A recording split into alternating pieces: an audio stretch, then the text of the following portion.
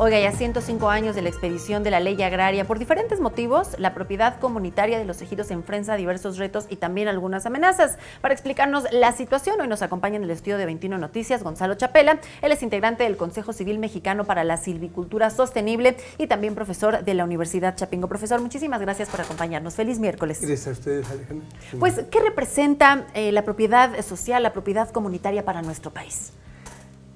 Yo creo que representa dos cosas. Una de ellas es una forma de gestión de la tierra, pero también una institución que implica organización interna para gobernar los territorios. De la mayor importancia, sobre todo cuando se trata de recursos que son difíciles de gestionar de manera individual, como por ejemplo pastizales, pesquerías o bosques.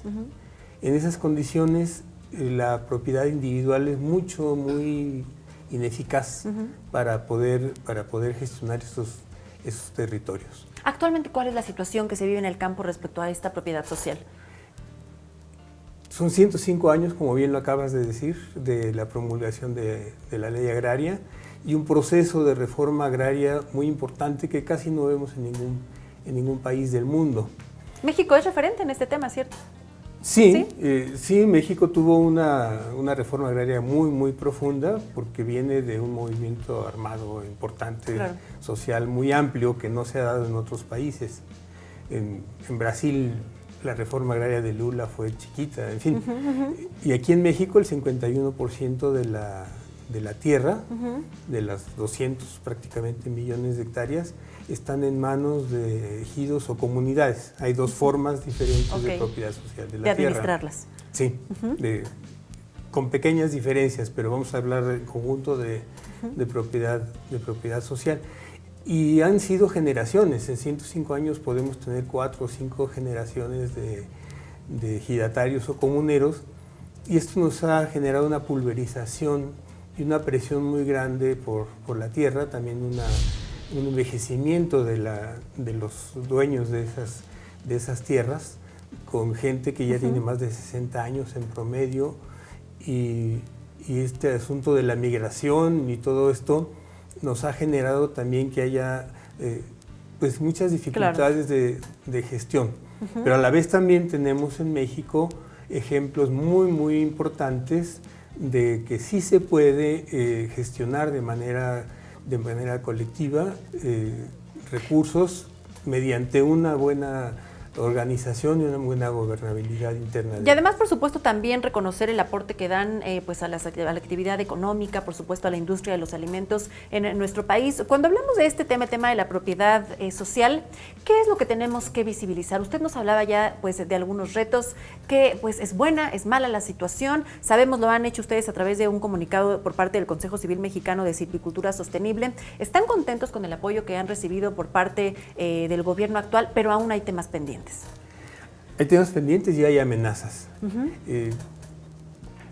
Está por verse los resultados, pero a mí me parece que este cambio que hay de la canalización de recursos públicos de manera individualizada está corroyendo de alguna manera lo que pudiéramos llamar el tejido interno de estas comunidades y la gobernabilidad.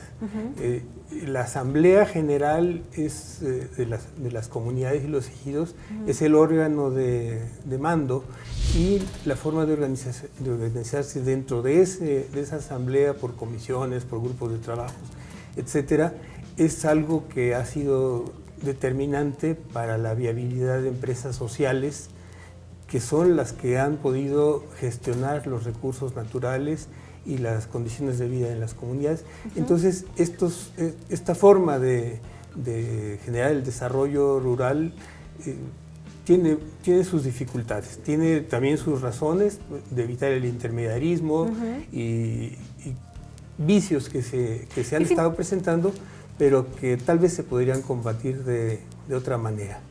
Fíjese que otro de los testimonios o de los temas relevantes hablando de la propiedad social, de cómo las comunidades trabajan sus propias tierras, es el tema de los megaproyectos que en muchísimas ocasiones pues se les piden, se les intenta comprar para pues montar estos megaproyectos, pero pues rompería también parte de la estructura social.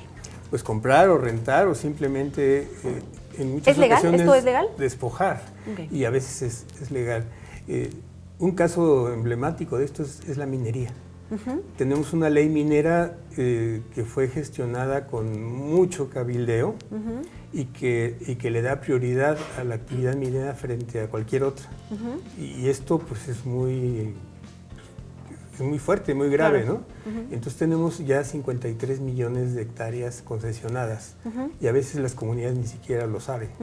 Profesor, para despedir esta entrevista, ¿existe alguna forma de que el resto de la sociedad podamos apoyar o contribuir a estas comunidades rurales que trabajan en la tierra, por lo menos aquí en la Ciudad de México?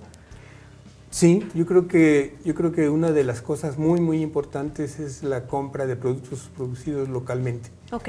Que en el caso de alimentos generalmente son mucho más saludables por la diversidad de productos y las consecuencias que tiene la forma de producción, vamos a decir, campesina contra la forma de producción industrial, en cuanto a calidad de los productos, en beneficio también de la salud de los consumidores. Claro. Y eso apoya, pues. Un ganar, ¿no? Apoyamos a nuestras comunidades, pero también pues ganamos en productos que pueden beneficiar nuestra salud. Muchísimas gracias, profesor Gonzalo Chapela, integrante del Consejo Mexicano para la Silvicultura Sostenible y también profesor de la Universidad Chapingo. Hoy conversamos sobre la propiedad social. Esta es tu casa, siempre que guste venir a conversar con nosotros. Muchas gracias, ojalá con más tiempo.